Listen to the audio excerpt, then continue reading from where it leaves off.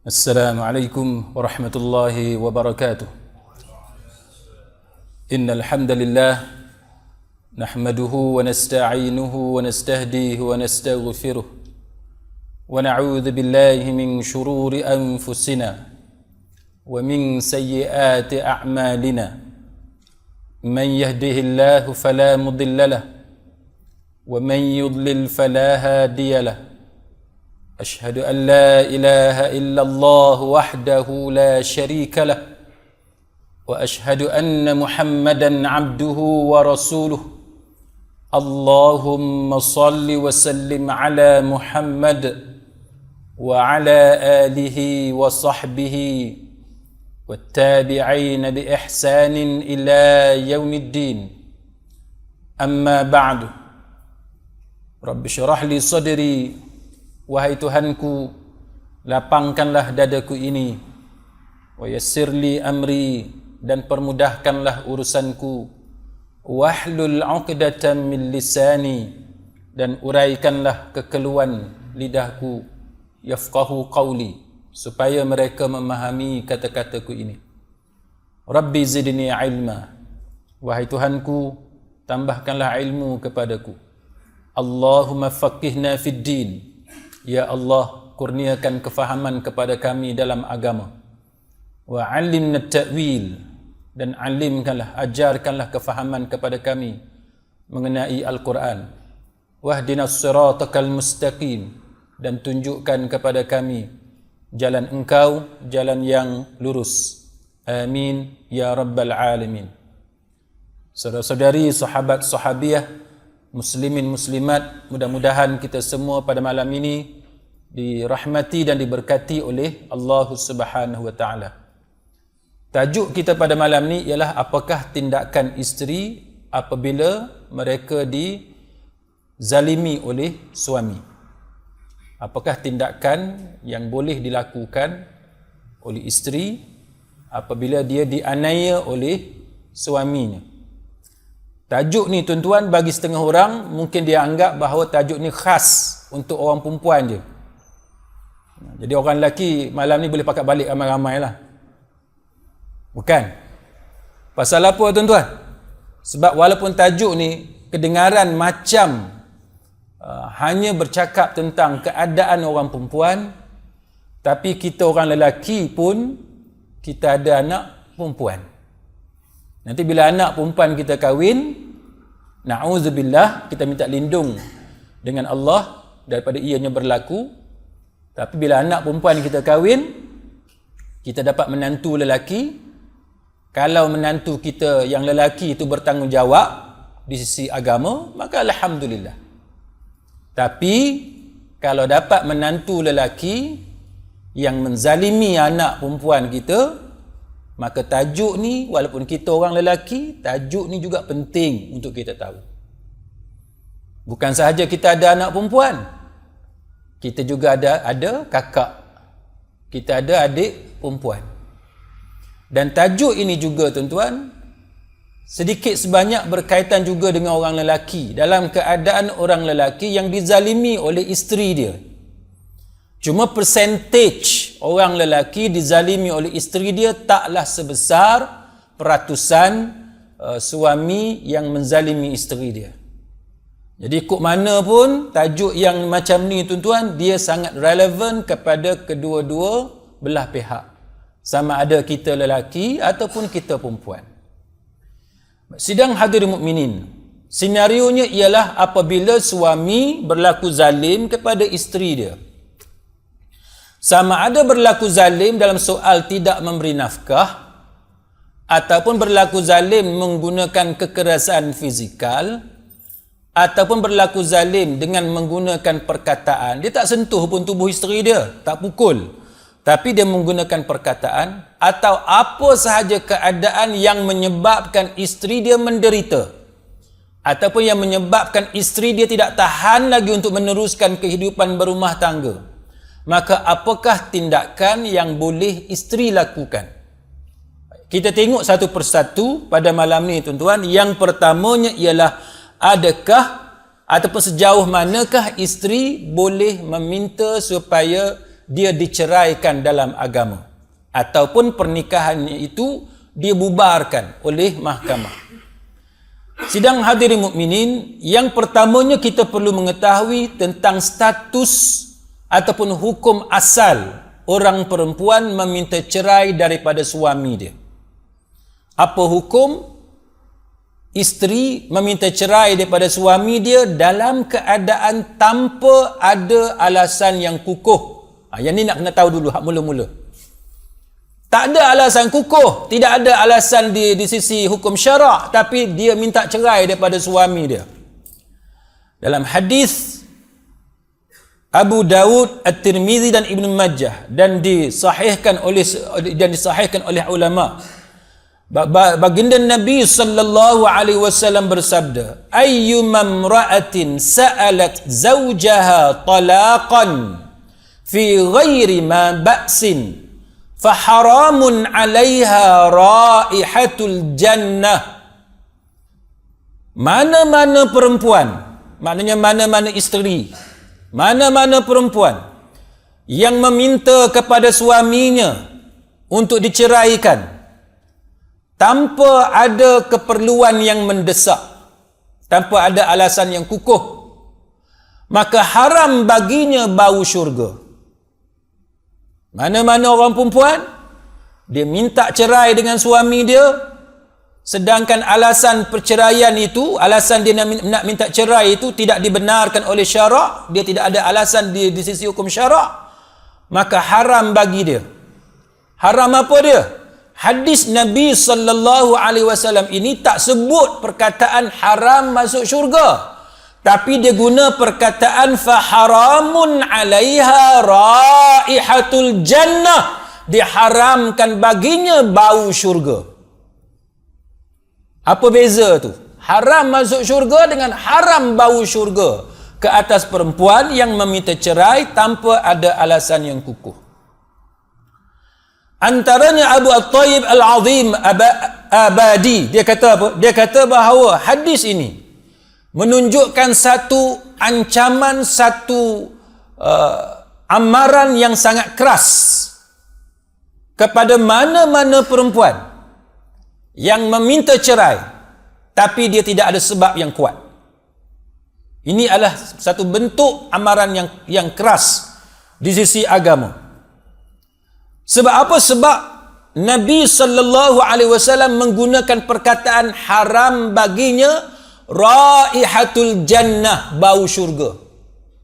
Bila Nabi menggunakan perkataan haram baginya bau syurga, iaitu dia terhalang daripada mencium harumnya bau syurga, maka ini adalah bentuk ancaman, satu bentuk mubalaghah, bentuk berlebih-lebihan dalam ancaman. Nak bagi tekanan, nak tekankan bahawa perkara itu sangat besar kesalahan dia, iaitu tidak mencium walaupun bau syurga. Dalam syurga tak masuk, tapi cium bau syurga pun tak boleh. Sedangkan orang-orang yang bertakwa kepada Allah Subhanahu wa taala adalah orang yang pertama kali dapat mencium wanginya syurga, ataupun memang sama sekali dia tidak mencium wanginya syurga, kerana dia bukan seorang yang bertakwa di sisi Allah Subhanahu wa taala. Maka dengan sebab itu para ulama mengatakan bahawa ancaman ini adalah dalam bentuk berlebih-lebihan tentang kerasnya larangan daripada melakukan perbuatan yang seperti itu. Imam Ibn Hajar dalam Fathul Bari, dia kata apa? Dia kata bahawa hadis-hadis yang datang kepada kita yang mengancam mana-mana perempuan yang meminta cerai, dibawakan hadis seperti ini jikalau wanita itu meminta cerai tanpa sebab yang dibenarkan oleh syarak. Ini hukum asal dia, tuan-tuan. Maknanya tak boleh kalau tidak ada alasan yang kukuh. Dan juga hadis al-mukhtali'atu wal-muntazi'atu hunnal munafiqat. Dalam as-sahihah hadis ni maksudnya ialah para wanita yang khulu' daripada suaminya, makna cerai secara khulu', dan melepaskan dirinya daripada suaminya, dia bercerai daripada suami dia, mereka itulah wanita munafik. Wanita munafik. Yang ni tuan-tuan, hukum asal dia. Tak ada alasan kukuh, main-main dengan cerai, dia minta cerai dengan suami dia. Ini bentuk ancaman dalam agama. Meruntuhkan rumah tangga tanpa alasan kukuh sangat-sangat dilarang keras dalam agama. Tetapi dalam keadaan agama melarang orang perempuan daripada meminta cerai tanpa sebab yang kukuh, pada masa yang sama agama datang kepada kita solution, penyelesaian bagi mana-mana perempuan yang dizalimi oleh suami dia. Agama kita tuan-tuan bukanlah satu agama yang menyeksa orang perempuan. Kena duduk juga sebumbung walaupun suami jahat. Agama tidak memaksa orang perempuan untuk menjadi perempuan yang soleh. Oh, sebab nak jadi perempuan soleh, nak masuk syurga, tidurlah sebantal dengan suami walaupun suami tu sangat jahat, sangat kejam. Itu bukan ajaran dalam agama. Kita baca dalam Quran bagaimana Allah Subhanahu wa taala mengajar kepada kita doa, iaitu bahawa Allah Taala tidak mengambil kira keadaan dalam keadaan kita ni, yang mana kita dalam keadaan terpaksa, dalam keadaan kita tersilap, dalam keadaan yang bukan pilihan kita. Quran dan hadis menyebut tentang perkara-perkara seperti ini. Jadi janganlah kita menganggap bahawa kita sama sekali tidak boleh menyelesaikan masalah rumah tangga kita apabila pasangan kita zalim. Baik. Antara yang disenaraikan oleh para ulama, bagaimanakah keadaan yang mana boleh diusahakan untuk berlaku perceraian, memisahkan antara suami dan isteri. Antaranya ialah apabila suami ini nampak sangat dia terlalu benci kepada isteri dia. Ini nombor satu. Suami itu nampak sangat benci dekat isteri dia. Tapi pada masa yang sama suami tidak mahu menceraikan isteri dia. Dia memang niat nak gantung isteri dia secara tidak bertali. Ini nombor satu. Boleh diusahakan untuk dipisahkan antara pasangan tersebut. Nampak suami tu memang benci sungguh dekat isteri dia. Dia tak ada rasa sayang dah. Tak ada rasa sayang. Dia nampak bini dia benci sungguh. Dan kita yang duduk keliling suami tadi, kita tahu suami ni memang benci sungguh kat isteri dia, tapi dia sengaja tidak ceraikan isteri dia sebab dia niat untuk dera, dia niat untuk seksa isteri dia, gantung tidak bertali.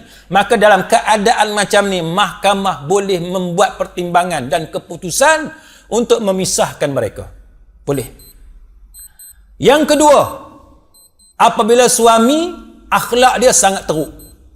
Suami akhlak dia sangat teruk sehingga dia selalu mendera isteri dia, sama ada physically ataupun mentally. Dia dera isteri dia, dia buat aniaya kat isteri dia, sama ada dia pukul tubuh isteri dia ataupun dia menggunakan perkataan-perkataan sehingga menyeksa hati dan perasaan isteri dia. Yang ni pun boleh dilakukan perceraian di mahkamah. Ataupun agama suami tadi sangat buruk di sisi Islam. Contoh, suami tak semayang. Suami tak semayang tuan-tuan, dalam mazhab Imam Syafi'i, walaupun suami tadi masih dikira sebagai Islam, dia kufur nikmat, dia berdosa besar, tapi ulama Syafi'iyah mengatakan bahawa dihukum mati. Bagi mana-mana orang yang sengaja meninggalkan solat. Itu dalam mazhab Imam Syafi'i.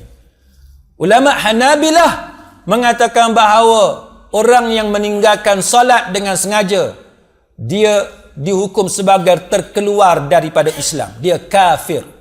Maka sebab itu pernikahan mereka dibubarkan. Dipisahkan antara mereka berdua. Ataupun suami tadi dia minum arak, ataupun suami tadi dia berjudi, ataupun suami tadi dia betray isteri dia main kayu tiga, dia berzina, kan? Dia duduk dengan perempuan lain dan sebagainya. Maka itu antara alasan yang boleh digunakan oleh isteri untuk bercerai dengan suami dia. Ataupun suami tadi tidak membayar nafkah kepada dia, tidak menyediakan tempat tinggal, pakaian, makan, minum dan sebagainya. Ataupun suami tadi mempunyai masalah untuk menjalinkan hubungan suami isteri dengan isteri dia. Dia ada kecacatan ataupun aib yang tertentu. Sama ada dari segi biologi dia, kan? Sama ada dari segi kemampuan-kemampuan yang tertentu dan sebagainya. Maka itu adalah alasan yang boleh digunakan oleh isteri. Ataupun jikalau isteri tadi dia tidak benci suami dia, tetapi isteri tadi dia merasakan bahawa dia gagal melaksanakan kewajipan sebagai isteri kepada suami dia, dia tak boleh tunaikan hak suami dia dengan baik, maka boleh untuk dia meminta perceraian. Ataupun jikalau si isteri tadi benci kepada suami dia, tapi bukan sebab agama suami, benci kat suami bukan sebab akhlak dia, bukan sebab amal ibadat dia. Kalau tadi benci kepada suami sebab suami berjudi, suami berzina, suami tak sembahyang, ataupun suami pukul dia, tak, suami tak pukul, suami sembahyang dan sebagainya, tetapi isteri tidak dapat menyintai suami dia kerana ada kecacatan ataupun kekurangan pada fizikal suami. Contoh, suami rupa dia buruk, isteri tidak bernafsu apabila melihat suami dia, tidak datang rasa cinta kepada suami dia, maka itu juga termasuk antara alasan yang boleh digunakan oleh isteri untuk meminta cerai daripada suami dia. Boleh. Imam Ibn Qudamah, tuan-tuan, dia kata apa? Dia kata bahawa dalam kitab dia Al-Mughni, dia kata bahawa kalau satu orang perempuan dia benci kepada suami dia kerana akhlak dia, ataupun wajah dia, ataupun watak dia, ataupun tubuh dia, ataupun kerana agama dia, ataupun kerana tua dia. Tua pun dia boleh tu, tuan-tuan. Ni siapa yang rasa dia tua, ingat, nak kena ingat betul-betul ni. Kan? Kerana tua dia, atau kerana dia lemah dan seumpamanya, dan dia bimbang, dia gagal menunaikan hak Allah dalam mentaati suami dia, boleh diusahakan untuk perceraian. Dalam kitab Al-Mughni. Bukan sahaja orang lelaki boleh ceraikan isteri dia.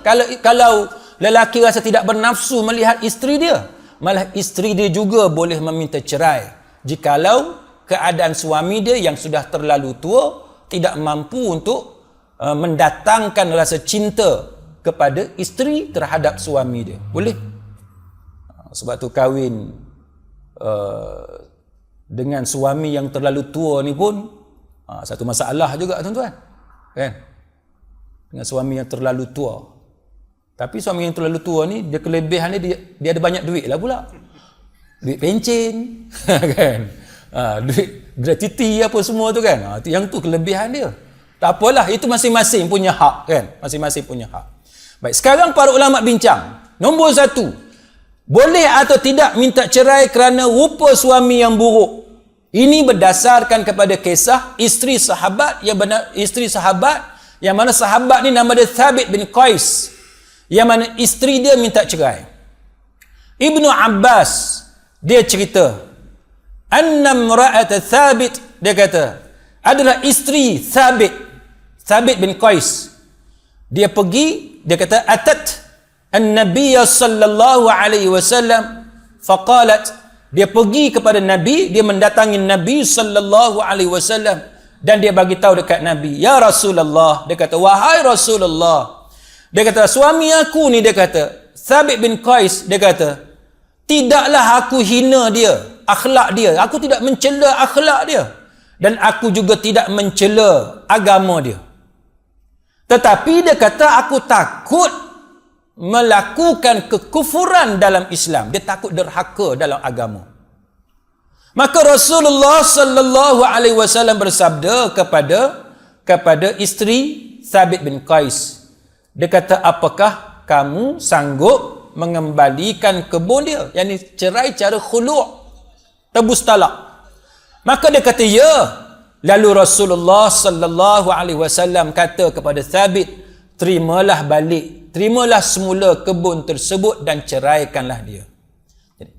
Dalam hadis ni tuan-tuan, isteri Thabit, dia kata dia tak bagi tahu pasal akhlak buruk suami dia. Dia tak bagi tahu masalah agama suami dia. Tapi benda lain. Benda lain. Sekarang ni para ulama cari pasal apa isteri Thabit bin Qais minta cerai daripada Thabit. Pasal apa? Satu pendapat kata berdasarkan satu riwayat menunjukkan bahawa isteri Thabit dia minta cerai kerana rupa paras Thabit yang buruk. Tuan-tuan tengok. Kita tak cerita tentang suami yang pukul isteri dia lagi. Kita tak cerita tentang suami yang tak semayang lagi. Kita tak cerita tentang suami yang hina pak mertua dia, mak mertua dia, yakni ayah isteri dia, mak isteri dia. Belum. Kita cerita bagaimana agama ni, para ulama membincangkan bagaimana kalau isteri dia tak boleh duduk sebumbung dengan suami dia yang dia tidak ada rasa cinta kepada suami dia. Itu pun diberi perhatian oleh agama. Itu pun agama bagi pertimbangan yang sewajarnya. Apatah lagi kalau isteri diseksa, ditendang, suami penagih dadah dan seumpamanya. Baik. Maka para ulama kata, mereka menjumpai satu riwayat. Riwayat daripada Hajjaj bin Amr bin Shu'aib daripada ayahnya, daripada datuknya. Dia kata dahulu Habibah binti Sahal adalah isteri Thabit bin Qais. Dia kata, dan Thabit adalah satu orang lelaki yang buruk dan pendek. Thabit ni dia satu orang lelaki yang buruk dan dia pendek. Jadi apa buruk Thabit? Keburukan Thabit nombor satu, rupa dia buruk. Yang kedua, dia pendek. Maka Habibah kata kepada Nabi, ya Rasulullah, dia kata, demi Allah, dia kata, kalau bukan kerana takut kepada Allah, maka jikalau dia masuk menemuiku, masuk dalam bilik, kan, nak tidur bersama, maka aku akan ludah wajah dia. Akan ludah wajah dia. Hadis ni hadis Ibnu Majah dan didhaifkan oleh sebahagian ulama. Walaupun didhaifkan oleh sebahagian ulama, ada satu lagi riwayat tapi sahih daripada Ibnu Abbas. Dia kata khulu' kali pertama dalam sejarah Islam, dia kata adalah khulu' saudari Abdullah bin Ubay, iaitu Jamilah binti Abdullah bin Ubay bin Salul. Yang kita tahu Abdullah bin Ubay bin Salul ni bapa munafik, kan? Dia datang kepada Nabi sallallahu alaihi wasallam. Jamilah ni saudara kepada Jamilah ni nama dia Abdullah, anak kepada Abdullah bin Ubay bin Salul.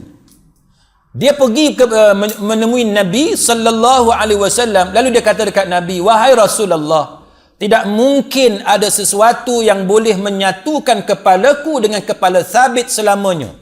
Aku telah mengangkat sisi tirai, maka aku melihatnya datang bersama beberapa orang.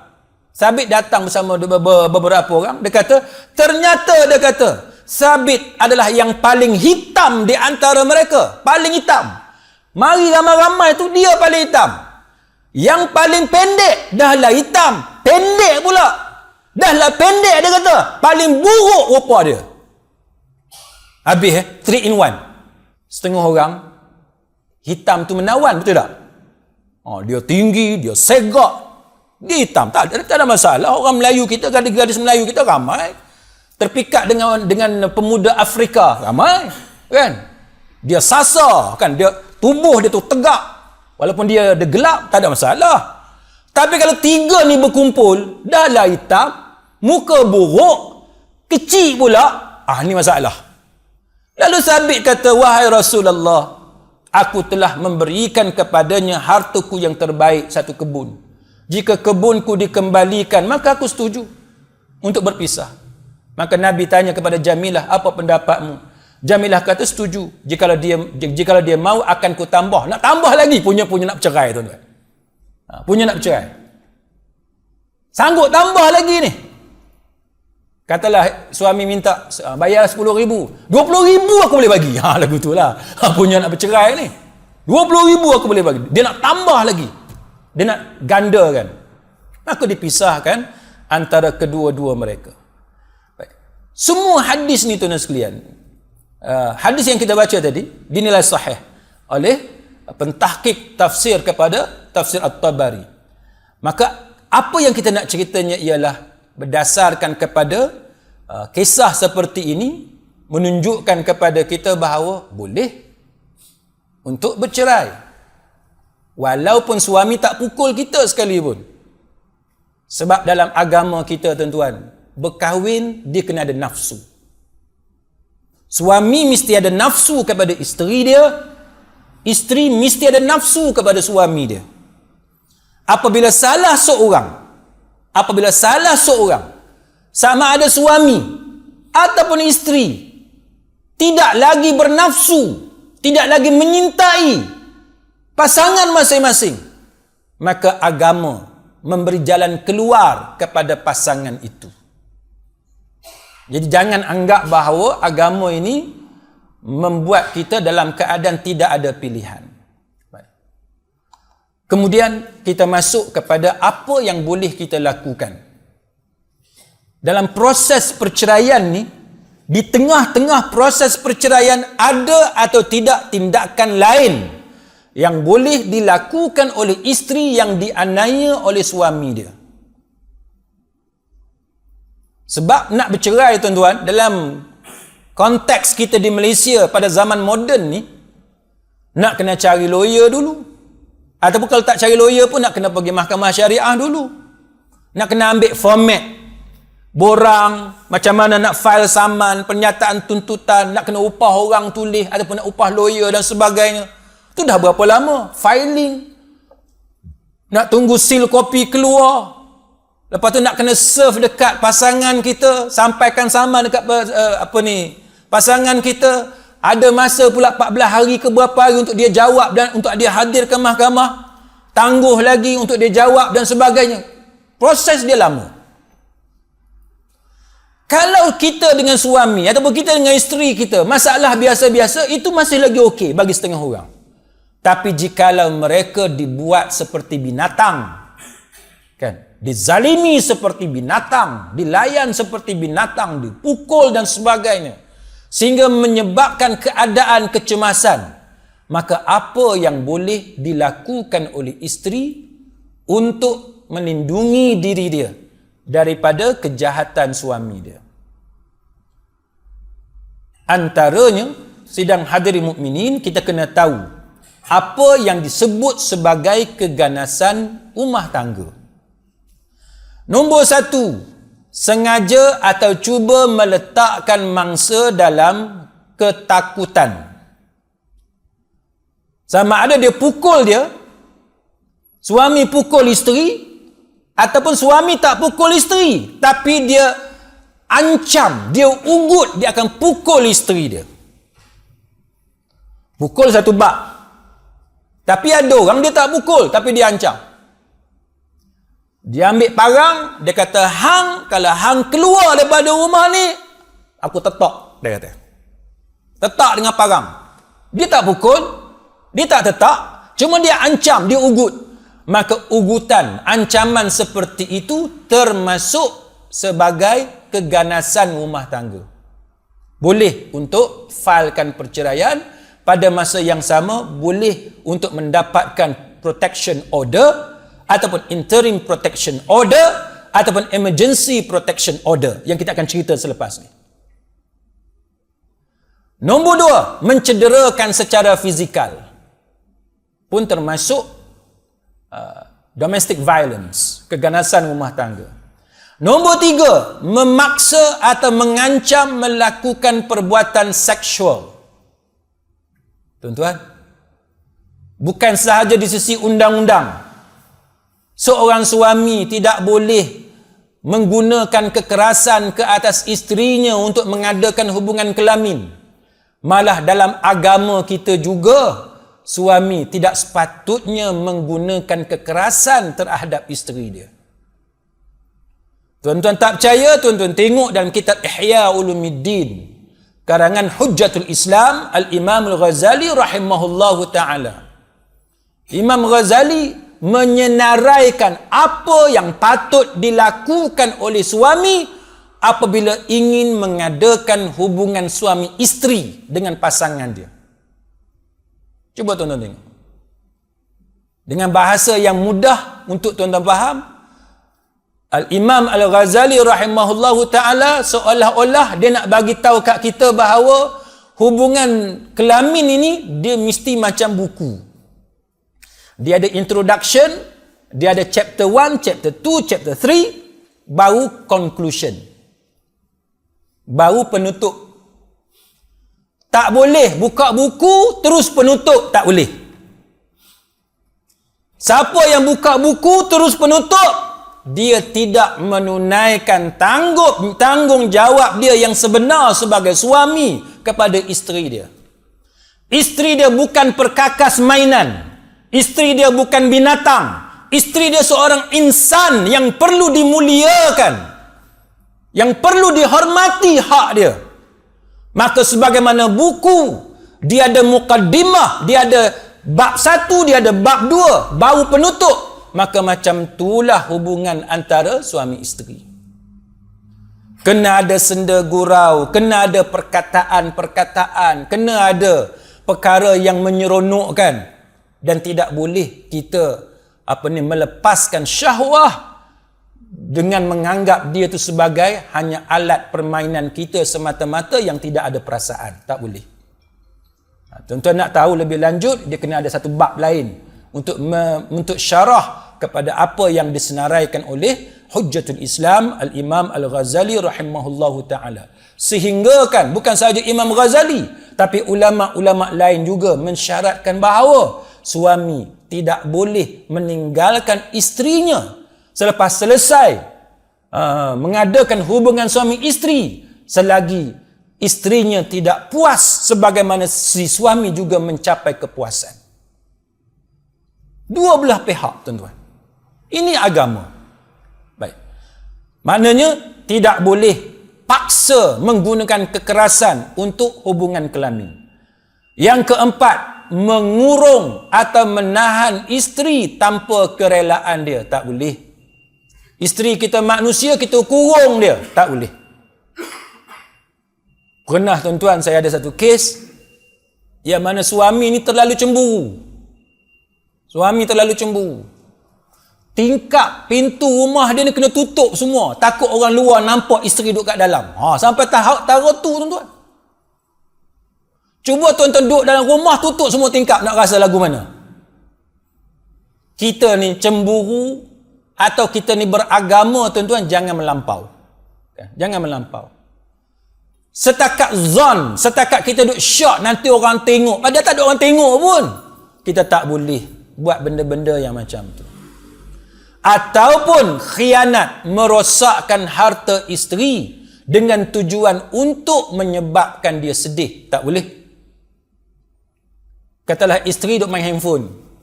Biasa suami main handphone tak? Tak kira lah suami ke isteri main handphone. Tapi katalah isteri main handphone. Kita marah kat dia, kita ambil, kita pecahkan handphone dia. Tak boleh. Nasihat dengan cara yang baik. Nasihat dengan cara yang baik. Jangan kita mengguriskan perasaan dia.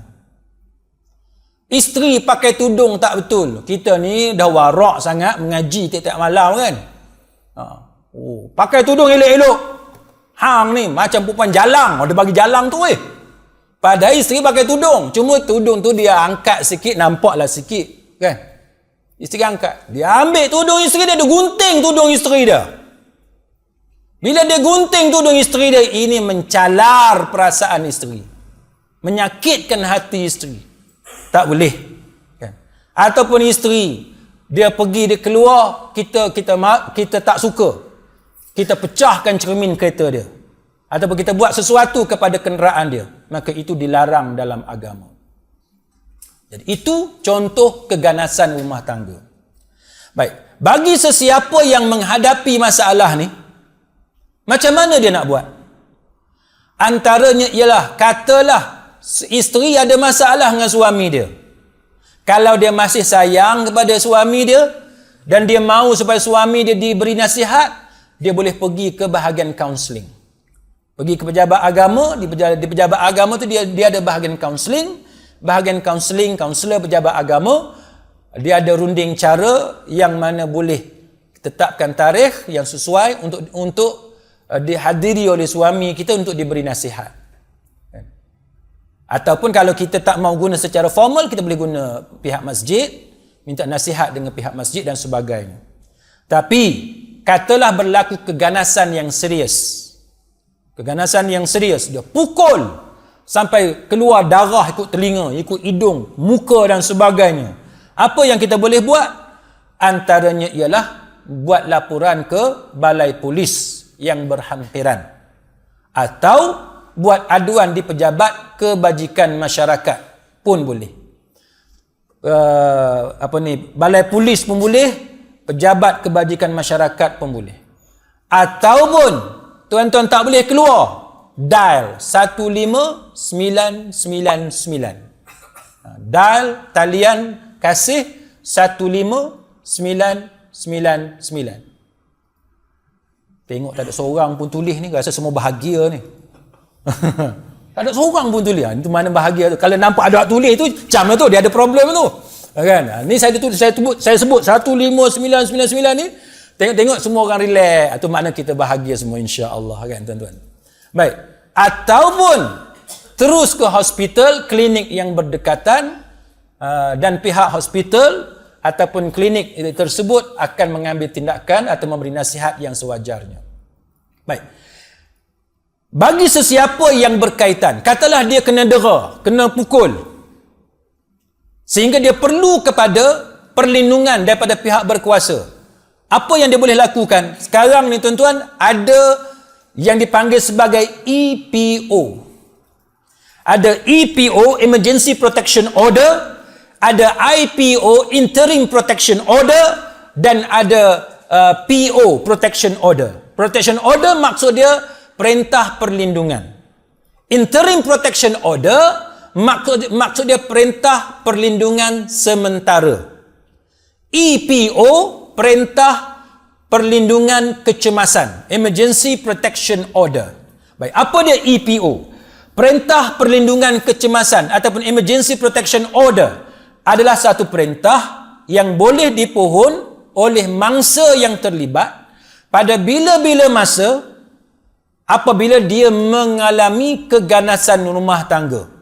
Macam mana? Contohnya, iaitu suami dia atau pasangan dia secara sengaja atau dengan disedarinya meletakkan atau cuba meletakkan mangsa itu dalam keadaan ketakutan, kecederaan fizikal. Dia takut sangat, maka dalam keadaan yang macam tu boleh minta EPO.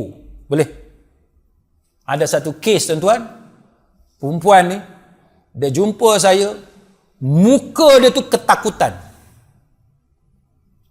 Orang perempuan biasa datang jumpa saya cerita masalah rumah tangga dia, biasa. Tapi ada satu orang ni tuan-tuan, dia jumpa saya, wajah dia ketakutan. Jumpa kita pun wajah dia takut. Mata dia tu macam robot, tengok kanan kiri dia takut. Dia takut suami dia nampak. Jadi bila kita takut macam tu, walaupun suami tak pukul sekalipun, maka boleh mendapatkan Emergency Protection Order, perintah perlindungan kecemasan. Yang kedua, yang tadi menyebabkan dia takut. Tapi yang kedua, menyebabkan kecederaan fizikal, berlaku kecederaan yang betul-betul dengan satu perbuatan yang diketahui akan menyebabkan kecederaan fizikal. Tumbuk, semua orang tahu bila tumbuk mesti cedera. boleh menyebabkan kecederaan. Pukul dengan kayu, semua orang tahu boleh menyebabkan kecederaan. Kan? Tendang dengan kuat boleh menyebabkan kecederaan. Siapa yang boleh minta EPO ni, Emergency Protection Order? Yang bagusnya undang-undang kita sekarang, tuan-tuan, apabila EPO ni boleh diminta secara ex parte. Ex parte maknanya sebelah pihak.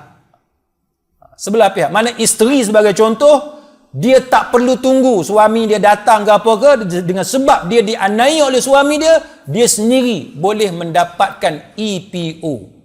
Mangsa tu sendiri, nombor satu. Yang kedua, kalau bukan mangsa, peguam kepada mangsa pun boleh. Peguam jadi wakil kepada mangsa. Ataupun kalau mangsa itu adalah kanak-kanak ataupun orang dewasa, OKU, yang tidak ada keupayaan, maka boleh penjaga dia atau saudara dia atau orang yang bertanggungjawab menjaganya ataupun pegawai kebajikan masyarakat boleh untuk mendapatkan EPO kepada dia. Baik, EPO ni berapa lama? Emergency Protection Order. Emergency Protection Order dia sah selama 7 hari sahaja sebab dia emergency. Dia emergency. Nak pastikan bahawa kita selamat, kita dilindungi mengikut undang-undang. Kalau suami yang zalim tadi dia langgar EPO, maka dia boleh dikenakan tindakan mengikut undang-undang. EPO ni dia berkuat kuasa efektif 7 hari daripada tarikh pengeluaran perintah itu dan berkuat kuasa apabila perintah itu disampaikan kepada dia. Kat mana kita boleh buat EPO? EPO ni kita boleh buat di mana-mana pejabat kebajikan masyarakat. Tak perlu pergi hospital, tak perlu pergi balai polis, tapi terus pergi ke pejabat kebajikan masyarakat. Pejabat kebajikan masyarakat yang mana? Sama ada di tempat yang berdekatan yang kita duduk, mangsa duduk, atau tempat yang di mana suami kita duduk. Yang buat zalim tu siapa dia? Suami kita ke? Atau isteri kita ke? Dia duduk kat mana? Maka boleh di tempat tu pun boleh. Ataupun pejabat kebajikan masyarakat di mana keganasan rumah tangga tu berlaku. Kita duduk tempat lain. Kita alamat lain, suami kita alamat lain. Tiba-tiba benda tu berlaku di Penang. Boleh dilaporkan sebab dia emergency. Boleh dilaporkan mana-mana di tempat benda tu berlaku.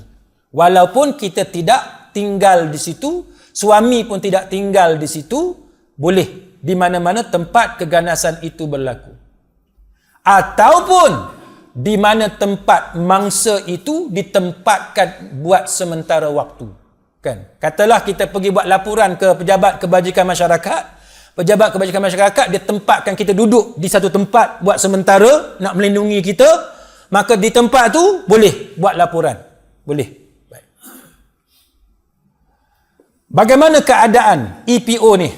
Iaitu apabila menyebabkan kecederaan fizikal atau menyebabkan mangsa takut kecederaan fizikal. Dia tak cedera pun, tapi dia takut akan dicederakan secara fizikal. Boleh. Apa penting dapat EPO ni? Emergency Protection Order. Apa yang penting dia? Nombor satu, dia akan menghalang suami ataupun pasangan itu melakukan keganasan rumah tangga ke atas mangsa. Ini nombor satu. Penting dapatkan EPO ialah sebab EPO ini akan halang suami kita daripada terus melakukan keganasan. Nombor satu. Yang kedua, EPO ini dia melarang pelaku daripada menghasut orang lain untuk melakukan keganasan terhadap mangsa. Kadang-kadang suami tak buat, tapi dia suruh orang lain. Kena pula suami ni ayahanda ke paduka ke apa benda kan, gangster ke apa, tak tahulah istilah orang sekarang kan, bonza ke apa kan. Dia ni orang kuat tempat tu. Kata dia orang kuat, orang ada jawatan, orang yang ada pengaruh. Dia ada anak-anak buah dia. Dia tak tumbuk kita, dia suruh anak buah dia tumbuk kita. Dia tak pukul kita, dia suruh kerani dia, staff dia pukul kita. EPO ni cover benda tu. Mana orang lain pun tak boleh menganiayai kita, tak boleh. Bukan saja suami, tapi orang lain pun tak boleh. Yang ketiganya, EPO ni yang bagusnya, kenapa? Kerana dia melarang pelaku daripada memasuki tempat selamat untuk kita. Melarang pelaku daripada memasuki tempat di mana kita berlindung. Melarang pelaku daripada memasuki tempat kediaman kita, ataupun kediaman alternatif kita, ataupun kediaman bersama kita. Tak boleh masuk. Ini penting, dapatkan EPO. Saat lagi saya akan berhenti. Saya nak bagi peluang kepada tuan-tuan kalau ada sebarang soalan. Tapi saya nak sambung sikit lagi. Sekarang ni tuan-tuan, ada setengah orang, pengalaman saya sendiri, ada isteri dia tak mau ambil EPO ataupun IPO ataupun PO terhadap suami dia. Apa-apa perintah terhadap suami dia, dia tak mau. IPO, Interim Protection Order pun dia tak mau, Emergency Protection Order pun dia tak mau. Bila saya tanya, kenapa puan tak mau ambil? Dia kata dia kesian kat suami dia. Cuba tuan-tuan bayang, orang perempuan ni, dia punya sayang kat suami tu, walaupun suami buat zalim kat dia, kita nak ambil IPO ataupun EPO pun dia tak mau, sebab dia takut suami dia kena tangkap. Kalau kita padan muka kan, biar dia padan muka kalau kita. Tapi orang perempuan tak, setengah-setengah lah. Setengah-setengah orang perempuan dia masih lagi kesian dekat suami dia. Sebab tu pengalaman saya, tuan-tuan, saya tengok sendiri dalam mahkamah, ada kes yang mana isteri dipukul cukup teruk kan, dipukul cukup teruk. Tiba-tiba suami pujuk dia balik supaya balik semula ke pangkuan. Dia boleh setuju, tuan-tuan. Sebab tu jadi lawyer ni, janganlah lawan sungguh-sungguh sangat. Lawan sungguh-sungguh, tapi lawan sungguh-sungguh sangat ni tak boleh. Sebab kita akan kecewa nanti, tuan-tuan. Saya ada kawan-kawan lawyer yang mana dia mewakili si isteri, duit yuran guaman baru dapat 300. Yuran guaman baru dapat 300, lawan punya lawan, drama, pelbagai drama berlaku. Saya tak mahu sebut lah drama apa, pelbagai drama berlaku. Tiba-tiba ujung cerita tu, tuan-tuan, ujung cerita, si isteri yang dah kena teruk ni balik semula kat suami dia. Hak peguam ni nganga. Tak boleh buat apa, tuan-tuan. Sebab tu saya sendiri, kalau saya tolong orang perempuan pun yang dianiaya, saya tolong sungguh-sungguh, tapi tidak tolong sungguh-sungguh. Hak ujung tu sangat-sangat. Kan? Takut nanti dengan kita melopong. Kan? Dia kata suami dia jahat, suami dia gini, suami dia setan, apa semua, suami dia iblis. Nanti lepas tahun duduk bergaduh di mahkamah, dengan iblis itulah dia balik semula, tuan-tuan. Duk kata suami dia menatang, dia balik semula kat hak menatang hak dia kata tu. Sebab tu saya nak pesan kepada orang perempuan ataupun siapa-siapa pun, kalau berlaku masalah, jangan guna istilah hak teruk-teruk sangat. Istilah iblis, istilah menatang ni jangan guna. Kan? Kita cakap fakta je, itu lebih baik. Baik. Kita ambil semua perintah ni, tuan-tuan. Sebab apa? Sebab dalam agama sendiri mengajar kepada kita bahawa perkara buruk dibalas dengan keburukan. Kan? Ada kisah kalau kita belajar Islamic Criminal Law, tasyrik jinai, ada kan, iaitu diberikan balasan yang sama. Sebab itu bagi orang perempuan, kita kena tahu bahawa kalau suami kita tu jahat, setakat keluarkan IPO tu sebenarnya bukan benda yang besar sangat. Bukan mudah untuk memenjarakan suami. Polis dan pihak kerajaan pun dia ada undang-undang dia yang tidak mudah kita nak penjarakan suami. Dia ada prosedur yang perlu dipatuhi. Bukan kata bila kita buat aduan kepada polis terus tangkap suami, gari masuk dalam lock up terus, tak. Ataupun masuk penjara terus, bukan. Dia ada proses dia. Dalam agama, tuan-tuan, banyaklah ayat-ayat dalam agama yang menunjukkan kepada kita bahawa buruk balas dengan buruk. Contohnya firman Allah Ta'ala dalam surah Al-An'am, man jaa bil hasanati falahu ashru amthaliha wa man jaa bisayyi'ati fala yujza illa mithlaha wa hum la yuzlamun. Sesiapa yang melakukan kebaikan, maka dia memperolehi 10 kali ganda kebaikan. Kita buat satu kebaikan, Allah balas dengan 10 kali kebaikan. Dan siapa yang melakukan kejahatan, maka dia tidak dibalas kecuali yang seumpamanya yang semisal dengannya. Dan mereka tidak dizalimi. Jadi para ulama mengambil nas-nas yang macam ni untuk mengatakan bahawa buruk memang, balasan dia buruk. Dalam surah Yunus ayat 27, وَالَّذِينَ كَسَبُوا السَّيِّئَاتِ جَزَاءُ سَيِّئَةٍ بِمِثْلِهَا.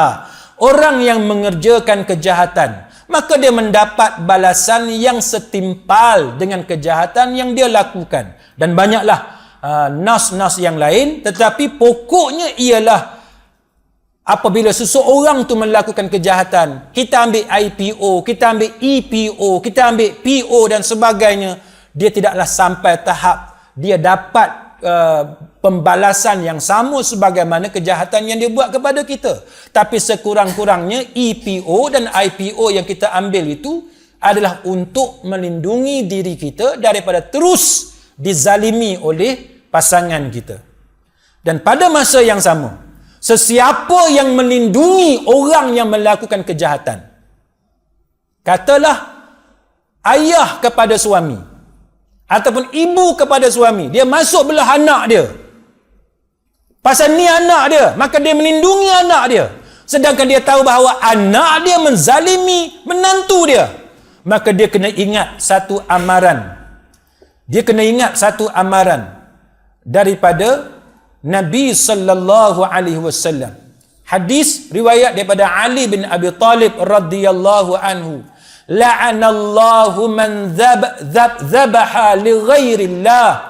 La'anallah, Allah Ta'ala melaknat man dzabaha li ghairillah, orang yang menyembelih untuk selain daripada Allah. Wa la'anallahu man awa muhditha, Allah melaknat orang yang melindungi muhdith. Apa dia melindungi muhdith? Asy-Syaukani, Al-Imam Asy-Syaukani rahimahullahu ta'ala, dia kata muhdith ialah orang yang melakukan kerosakan, orang yang buat kezaliman, orang yang buat anaya. Maka sesiapa yang melindungi orang yang buat jahat, maka berarti dia menghalang daripada mangsa yang dizalimi tadi daripada menuntut hak dia di sisi undang-undang Islam. Dilaknat sesiapa yang melindungi orang yang buat zalim. Sebab tu kita, tuan-tuan, kalau anak kita buat zalim, anak kita lelaki, dia suami, dia buat zalim kepada menantu kita, isteri dia, sepatutnya kita menolong kedua-dua belah pihak.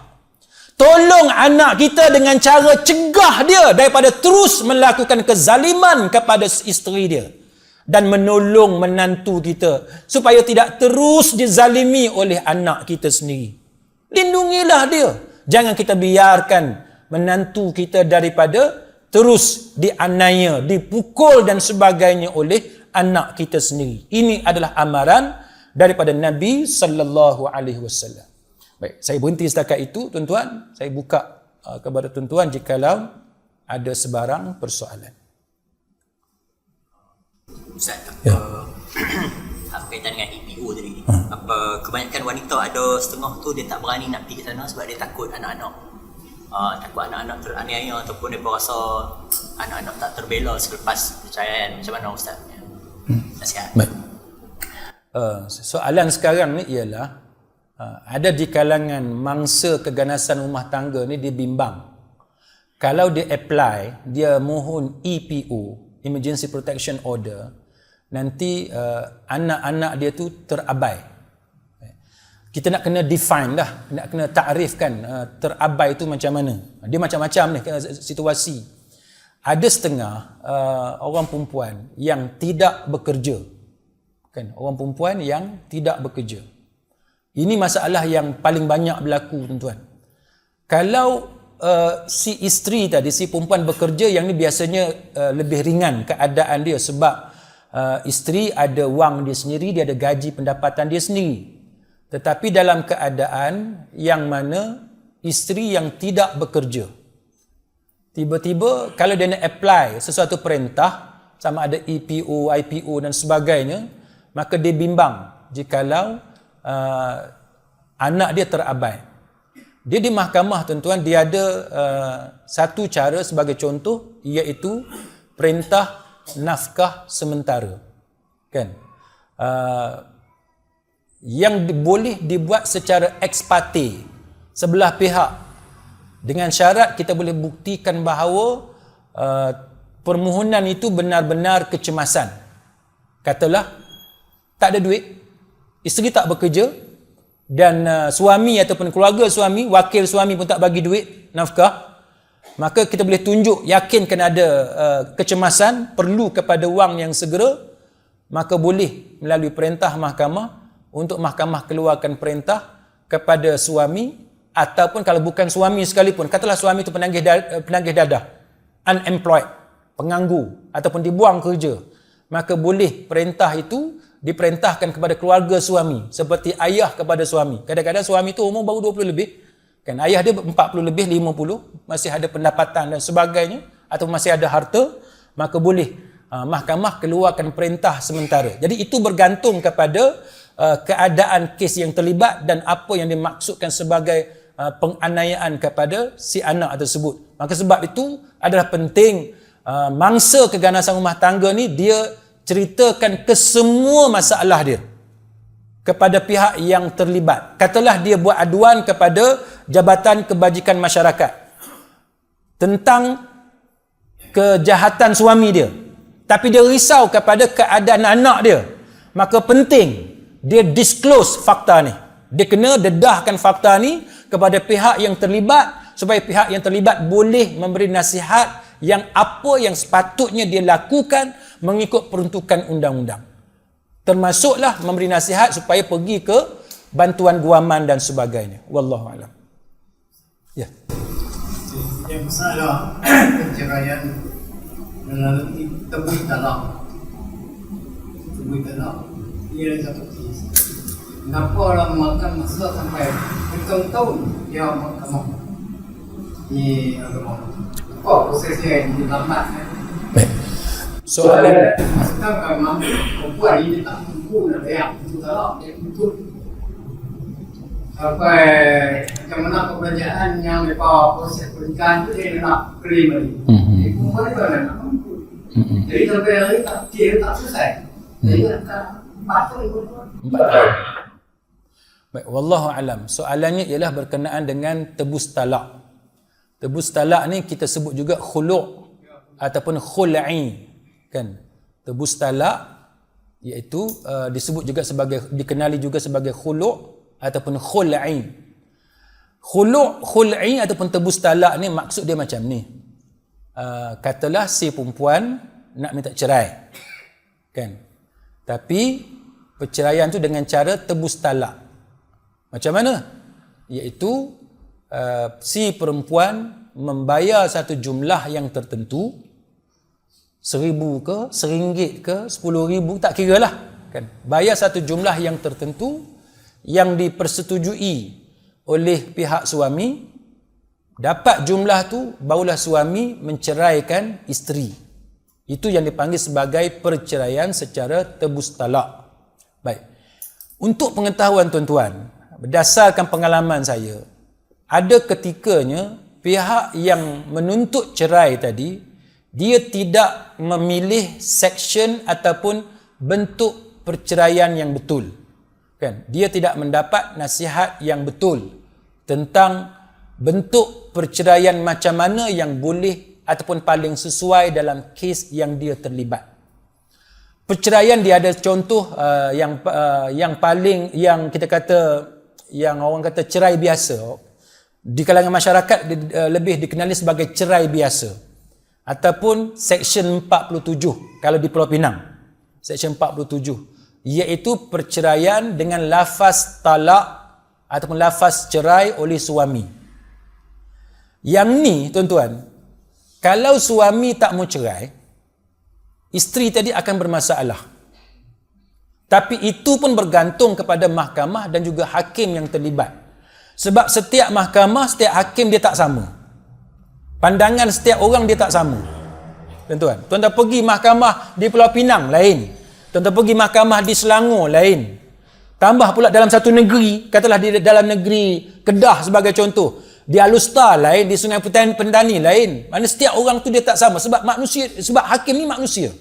Kan? Cara dia melihat satu benda tu berbeza. Jadi yang garis panduan umum yang saya boleh bagi tahu kepada tuan-tuan, setengah tempat Seksyen 47 inilah yang paling bermasalah.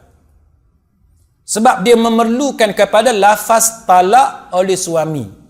Jadi bila suami tak mau lafaz talak, tunggu 10 tahun pun takkan dapat. Sebab tu kadang-kadang orang komplain, turun naik mahkamah tak selesai-selesai. Antara puncanya kerana seksyen apa yang dipilih. Nak kena faham dia punya peraturan tu dulu, tuan-tuan. Baik. Seksyen 47 ni juga, tuan-tuan, dia ada satu peringkat tu dia panggil sebagai jawatan kuasa pendamai. Nak kena damaikan pula dulu pasangan tu. Yang kawan ni memang tak mau tengok dah lelaki dia. Kan? Tengok tu macam tadilah cerita tadi kan, nak ludah muka tu. Kalau boleh nak ludah. Kan? Tak mau sungguh lah. Tapi nak kena damaikan lagi. Pengalaman saya dan kawan-kawan, tuan-tuan, setengah-setengah tu ada mahkamah, tuan-tuan. Jawatan kuasa pendamai saja dah ada berapa peringkat. Bubar jawatan kuasa pendamai yang pertama, lantik jawatan kuasa pendamai yang kedua pula. Bubar jawatan kuasa pendamai yang kedua, lantik jawatan kuasa pendamai yang ketiga pula. Pening, tuan-tuan. Sebab ilmu tu berbeza. Sama ada ilmu peguam tu berbeza, ilmu hakim tu berbeza, ilmu ahli jawatan kuasa pendamai tu berbeza.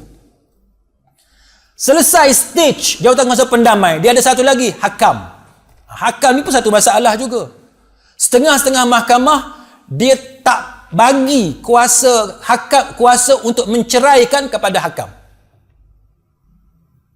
Dia berpendapat bahawa tak boleh diserahkan kuasa cerai kepada hakam. Setengah mahkamah dia kata boleh. Sebab tu saya kata tadi, bergantung kepada mahkamah mana. Jadi proses tu setengah-setengah tu bertahun-tahun. Satu. Yang dipanggil sebagai cerai dengan lafaz talak oleh suami. Yang kedua yang disebut oleh Syekh tadi, iaitu yang kita panggil sebagai tebus talak ataupun khul'i ataupun khulu'. Khulu' ni pun dia ada juga macam-macam. Satunya khulu' dalam perceraian secara ta'liq talak. Tuan-tuan tengok setengah negeri ta'liq talak. Tuan-tuan tengok surat nikah. Ni masing-masing ada surat nikah dah. Entah kalau suruh cari tak tahu dekat mana lah kan. Kahwin pun dah 40 tahun tak tahu dekat mana surat nikah. Balik sat lagi tengok surat nikah tu, setengah surat nikah dekat bawah sekali. Setengah surat nikah kat belakang. Bergantung negeri mana dan zaman mana tuan-tuan kahwin. Kat bawah tu ataupun kat belakang tu dia panggil ta'liq talak. Maka apabila ataupun maka tak kala aku, kan, ayat tu, meninggalkan isteriku selama 4 bulan hijri dan aku tidak memberi nafkah kepadanya ataupun wakilku tidak memberi nafkah kepadanya selama 4 bulan hijri. Kemudian bla bla semua ujung tu, dan dia membuat aduan kepada hakim syar'i, kepada qadi ataupun hakim syar'i, dan sabit di sisi hakim syar'i itu, dan dia membayar RM1. Kan, di setengah negeri dia ada ayat tu. Membayar RM1 bagi pihakku, yakni bagi pihak suami dia.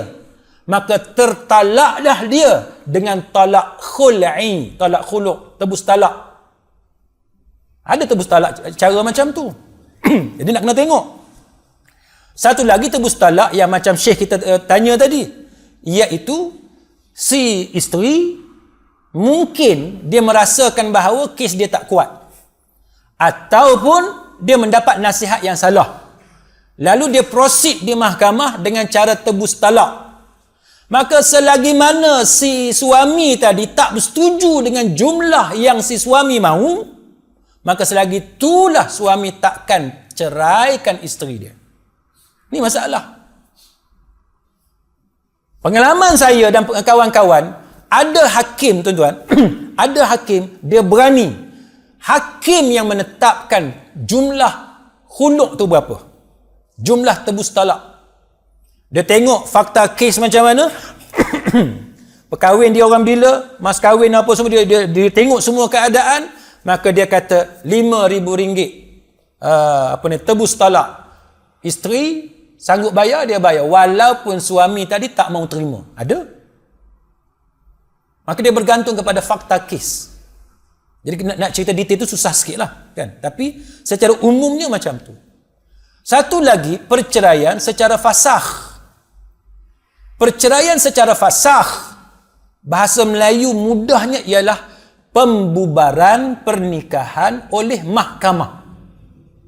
Maknanya suami tidak melafazkan talak. Suami tak mau cerai bini dia. Lawan, dia tak mau cerai bini dia. Tapi hakim yang ceraikan, bahasa mudahnya.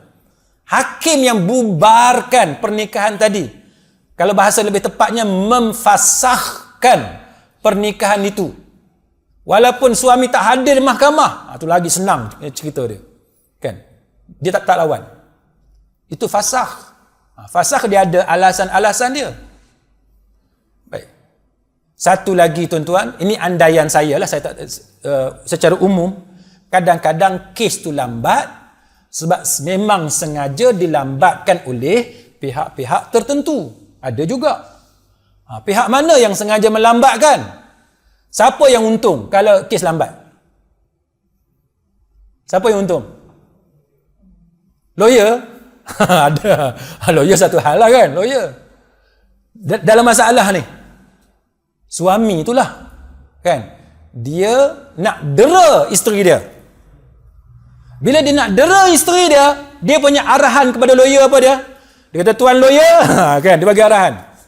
Lawan kes ni, kita gantung isteri saya ni tak bertali. Tuan lawyer bagi tahu berapa, saya bayar semua. Tu yang syok tu. Dapat anak gua Melayu tu syok tu tuan. Kita abang RM10,000 dia bayar RM10,000. Abang RM20,000 dia bayar RM20,000 kan. Yang penting lambatkan kes. Ada tuan-tuan setengah-setengah peguam yang ikut arahan anak guam dia untuk mendera isteri dia. Dia lambatkan kes. Kita panggil abuse the process of court. Iaitu dia, apa dia abuse bahasa Melayu?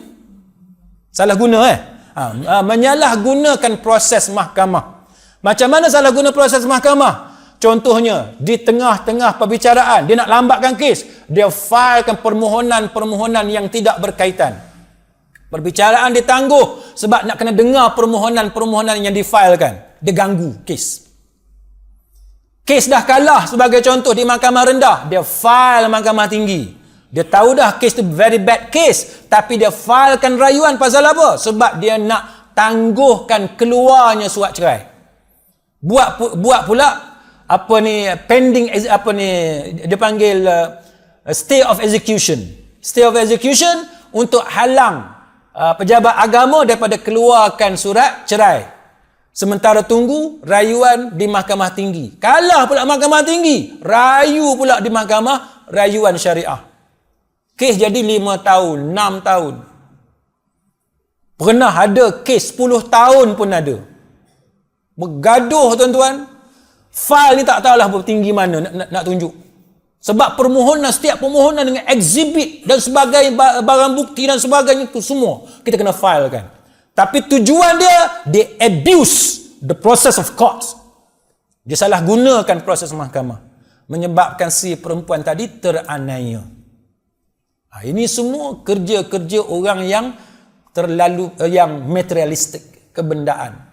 Kan? Dia tak ingat kepada hari akhirat, apa yang akan dipertanggungjawabkan ke atasnya di hadapan Allah Ta'ala nanti. Tak kiralah lawyer ke, litigan, suami isteri yang terlibat ke, hakim ke, siapa ke, tak kira siapa. Jadi sesiapa yang sengaja tidak menyampaikan hak kepada orang yang berhak, maka yang tu dia bertanggungjawab di hari akhirat nanti. Wallahu a'lam. Masih Ustaz? Assalamualaikum. Yang hak lepas ni ada orang tanya, dia kata kalau kita di pejabat agama, seolah-olahnya orang pejabat agama tu memihak kepada orang lelaki. Jadi macam kes Ustaz kata tadi, kes ugut dengan parang semua tu kan. Macam mana kita nak bukti kan, dia kata benda tu berlaku, sebab dia kalau kata pukul senang, kita boleh tunjuk bukti kat polis. Yang hak ugutan, yang hak tak ada ni tu macam mana, sebab pejabat agama katanya dibela orang lelaki. Okey. Ini soalan yang popular. Saya pergi mana-mana seminar, mana-mana kursus, orang perempuan selalu tanya soalan ni. Iaitu dia kata pejabat agama ataupun dia kata mahkamah syariah macam-macam lah, ataupun qadi, dia kata ataupun imam, macam-macam lah dia sebut istilah tu, selalu menyebelahi orang lelaki. Ini soalan yang terlalu common yang orang tanya kat saya. Iaitu pejabat agama ataupun mahkamah syariah terlalu menyebelahi orang lelaki. Baik, sidang hadirin mukminin, respon saya ialah wallahu alam, pengalaman peribadi saya, hakim ni dia tak sama, pejabat agama tak sama, mahkamah syariah, staf mahkamah syariah pun tak sama, lawyer pun tak sama. Pengalaman saya, ada mahkamah sebagaimana yang soalan tadi kata menyebelahi orang lelaki. Ya, ada setengah-setengah tempat kita nampak macam tu. Hakikat kita tak tahu, tapi nampak macam tu. Dan ada mahkamah, saya tengok pengalaman peribadi saya dengan mata kepala saya sendiri tuan-tuan, saya tengok ada hakim yang menyebelahi orang perempuan pun ada. Kalau saya mewakili klien saya yang suami ni, saya tahu dah kes saya mesti kalah. Sebab hakim tu memang menyebelahi orang perempuan. Asal masuk kes je mesti orang perempuan menang. Walaupun kita tengok dari segi law, dari segi undang-undang, kes hak perempuan tu tak kuat pun, tapi orang perempuan menang. Ada anak guam saya yang lelaki, yang suami menangis. Dia kata mahkamah syariah tidak adil, dia kata. Sebab dia kata memberikan kemenangan kepada isteri dia. Macam-macam. Pandangan ni perception tak sama, persepsi tak sama. Ada orang kata mahkamah syariah menyebelahi orang lelaki. Mungkin pengalaman dia macam tu. Dan ada orang mengalami pengalaman peribadi dia yang mahkamah syariah menyebelahi orang perempuan. Ada pengalaman macam tu. Ada mahkamah tuan-tuan, mahkamah civil yang lawyer tahu dah kalau buat kes bank mesti menang. Kan? Sebab hakim tu kata bank ni dokumen semua cukup. Jadi nak lawan bank, nak bagi bank kalah cukup susah. Ada hakim macam tu. Ada hakim kalau dengan TMB mesti kalah. Mungkin TMB pernah potong elektrik rumah dia ke apa, kita tak tahulah. Jadi cakap tu adalah cakap-cakap di kalangan orang. Hakim ni macam ni, hakim ni macam ni. Benda tu ada. Setakat mana kebenaran tu wallahu a'lam. Tapi pengalaman saya, ya ada sedikit. Sebab kita berurusan dengan manusia. Kan? Lawyer dia ada masalah dia, mahkamah dia ada masalah dia, pejabat agama dia ada masalah dia, jabatan kerajaan mana-mana pun dia ada masalah dia yang tersendiri. Jadi macam mana, apa soalan tadi? Okey, macam mana nak buktikan kalau ugutan dengan menggunakan senjata, sedangkan dia ugut tapi dia tak pukul kan? Kalau dia pukul betul-betul, nampak kecederaan, kita boleh pergi ke klinik, ada kecederaan, ada medical report. Tapi ugutan, dia tak pukul, dia tak cederakan, tapi dia ugut. Macam mana kita nak buktikan? Baik, tuan-tuan, di sini sekali lagi mahkamah tak sama. Mahkamah tak sama. Pengalaman saya, ada banyak juga mahkamah dia boleh terima kalau walaupun tidak ada kecederaan, sekadar ugutan, tapi memadai dengan report polis. Kan? Ada report polis. Isteri diugut oleh suami dia. Suami dia kata aku akan pukul hang. Kan? Dengan kayu ni. Atau aku akan tetak hang 18 kali. Sebagai contoh. Dia tak buat, dia ancam saja. Maka isteri pergi ke balai polis buat laporan. Setengah isteri dia tak mau buat laporan, dia takut polis pergi tangkap suami dia. Maka kita kata gini, kalau puan tak mau polis tangkap, bagi tahu kat bawah tu, saya buat laporan polis ini hanya untuk rujukan mahkamah syariah. Bagi tahu dekat IO, pegawai penyiasat, minta IO tak ambil tindakan kepada suami sebab takut apa-apa yang kita bimbang, bagi tahu. Jadi pihak polis dia boleh consider apa masalah kita, bagi tahu untuk rujukan mahkamah syariah sahaja.